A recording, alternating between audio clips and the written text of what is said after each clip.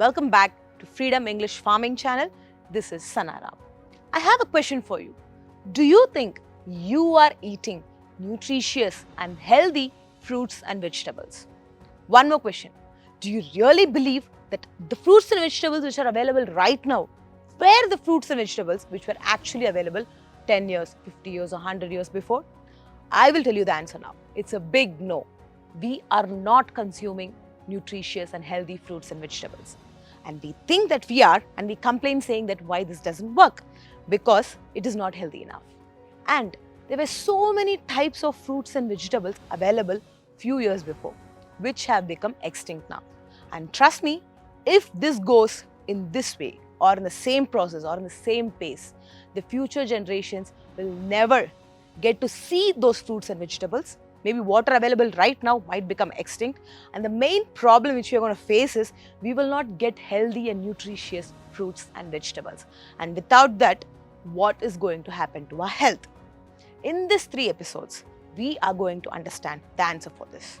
There is a way we can actually bring back the extinct or the long lost fruits and vegetables. We are going to meet a person who has actually understood the science and the Vedic side of agriculture. He has clubbed both and is bringing back the extinct fruits and vegetables. He's on a hunt for seeds. He's getting the seeds and growing it back again. It is none other than Mr. Prabakaran Rao. He has inspired so many people. He works with lakhs and lakhs of farmers. And why is he doing all this? Just for one purpose or one motto. That is to give that healthy life back to us again. We all know, correct? The older generations are stronger, healthier. We, the younger generations, are still suffering. The next generations are going to suffer more. So, to stop this, I would request you to watch these 3 episodes. So, we are going to meet Mr. Prabakaran Rao in Haryali Seed Farms, which he owns, and understand how this actually works. How can we eradicate the use of chemical fertilizers? What types of methodologies should we follow? How can we actually become a seed keeper and literally see the extinct vegetables and fruits which we have never seen in our life till now? So hold on, watch the episodes continuously, and now we have reached the farm and Sir is with us. Let us go and meet him and greet him. Hello sir, how are you? Wonderful. Thank you so much. Pleasure meeting you, sir. Thank you. And thank you so much for giving us your valuable time. And we are eagerly waiting to know about all the exotic and the long lost fruits and vegetables. Like, we have not even heard about all these terms. So I would like to start off with one main question, sir. Normally, farmers, like I would say, predominantly use the chemical fertilizers. So let us say them about this traditional farming and how it actually works. Yeah. So, Sana, the interesting part is my education has been in chemical agriculture only. I did my PhD in genetics and plant breeding. Okay. And I was a part of the generation of scientists who brought in chemical agriculture into India. We are the part of that green revolution. My gurus were people like Dr. Swaminathan, Dr. M.B. Rao, and people like that. So, chemical farming was brought into India to produce what we call food security. That means we should have enough food to feed the population. The yield has to be. So the focus was on the yield. So all of us scientists and everybody working, the government's mandate was get maximum yield per acre and establish food security for us. Now, in all, clearly the scientists achieved that. Today, definitely we have food security in India. Yeah. But my own turmoil started inside when I was wondering what we were preaching and teaching at that time, whether it would be sustainable 50 years down the line. So when I went to the US to pursue further education, I one day decided, no, I don't want to do this agriculture because I don't really believe in what I am preaching. So I changed my line of study to architecture, and my profession has been as an architect.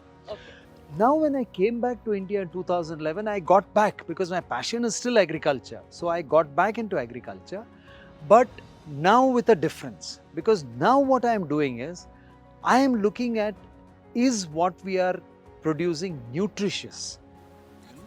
So should our focus have been yield or should our focus have been nutrition. So perhaps at that time in the early 70s and mid 70s, when we were entering the green revolution in the country, if the government's mandate was get us maximum nutrition per acre instead of yield per acre, then maybe we scientists would have looked at it very differently. But the mandate was there, and in all fairness, we achieved what the mandate was given. But to me, I believe that the focus should have been nutrition per acre. That's right. So today we know the problems associated with the chemical residues in the food that we eat, all the diseases that we have, all this blah blah, Now all this could have perhaps been avoided if we had gone a different route of ensuring nutrition per acre. Nutrition per acre does not come through chemical agriculture. It can only come through our traditional Vedic based understanding, like Vriksha Ayurveda, Krishi Parasara. See, they talk about a completely different kind of sustainable agriculture. The agriculture where you're looking at sustainability for the soil, your health, for the plants, preservation of biodiversity, everything that we talk about today, leading to climate change and all the problems we have, they had addressed it then. Water conservation, soil conservation, seed conservation. It is everything. Save water, save soil, save seeds, save environment, save biodiversity. Everything was there incorporated in those ancient texts. So for me, my mission today is, I work with about 22 lakh farmers across the country. Wonderful. And we have shown consistently that we can get as good a return through our ancient systems of agriculture, which we call natural farming today. Through natural farming, the farmer can get as much benefit as he gets through chemical agriculture. So this is basically the long and short of it is, end of the day, will the farmer make more money or equal money? The answer is yes. He will at least make equal money doing natural farming compared to chemical agriculture. That is really a very, I would say, a detailed explanation of what I asked for. And this is very important, sir, because everyone eats to be healthy. And as you said, the target or the motto at that time was different. But now, when you're pitching in this, I just want to understand, how does the methodologies differ here? On the chemical fertilizer side, when a farmer is using the fertilizers, and on the other side, when they adopt the traditional farming, how does the methodologies differ? See, chemical agriculture is based on the fundamental understanding that the soil is only a medium to grow plants. Yes. It is only a medium. It's an inert medium, where if you give urea, NPK, DAP and all this phosphate, superphosphate, everything you give, and then the plant will grow. Yes. If you don't give that, the plant doesn't grow. Yeah. So it's a very simple equation. Put fertilizer, plant will grow, then put pesticides, the insects will go, and you will get yield. This is what chemical agriculture, the fundamental of chemical agriculture is, they look at soil only as a medium which doesn't have any nutrition or anything. Everything has to be provided. Correct.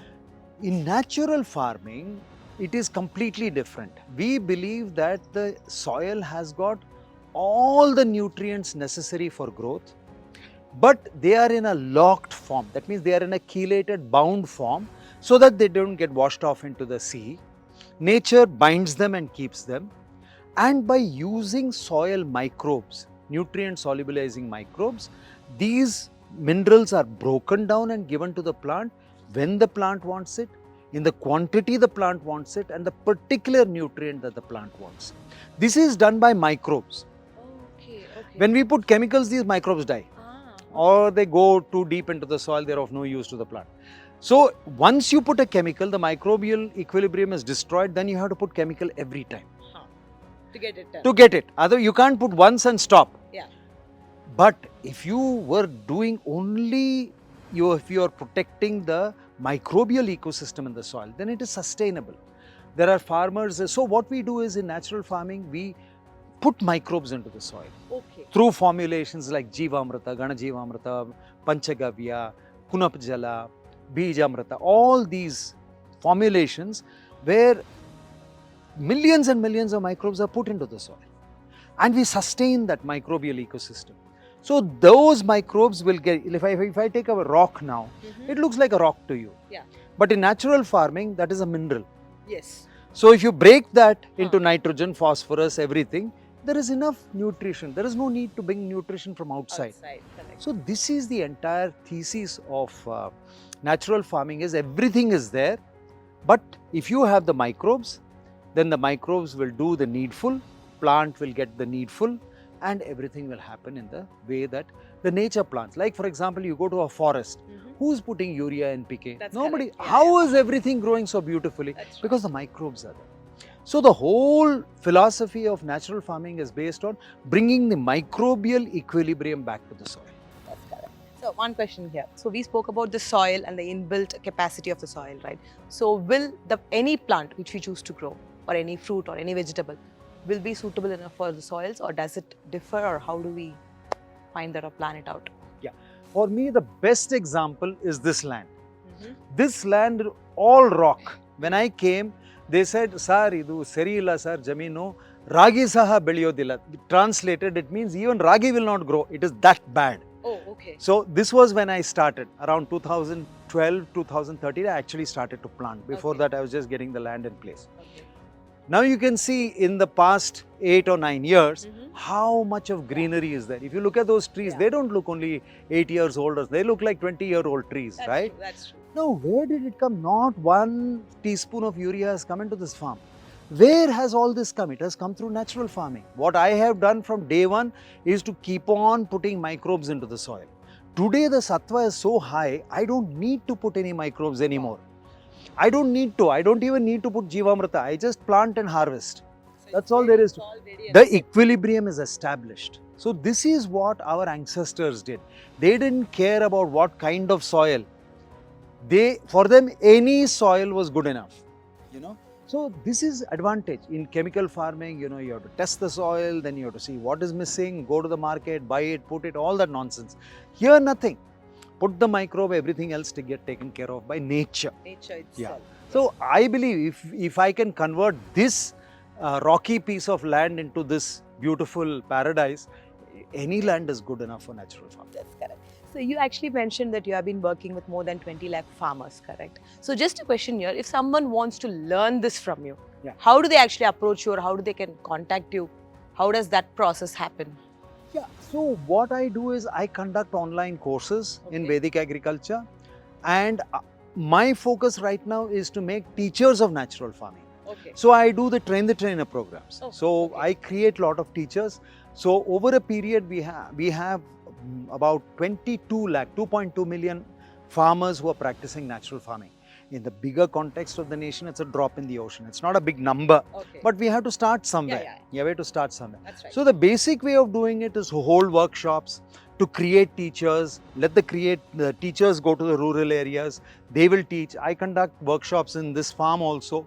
I have online courses in Vedic farming, and if you go to my Haryali Seeds website, you will see various posts that I do. I post a lot of videos on indigenous seeds, why they are important, natural farming, the myth of chemical farming, and all those things. So it is only by awareness. Yeah, that's true. That's true. So now we are spreading the awareness. That's right. And soon it will catch up. And as you correctly So what you are mentioned, doing right now is kind of like that. Yeah, that's like true. that. That's I mean, it's only when you highlight the kind of work we do that people will say, "Oh, there is something something here. like this. I'd that's like right. to explore." That's right. That is really right, sir. That's how it works.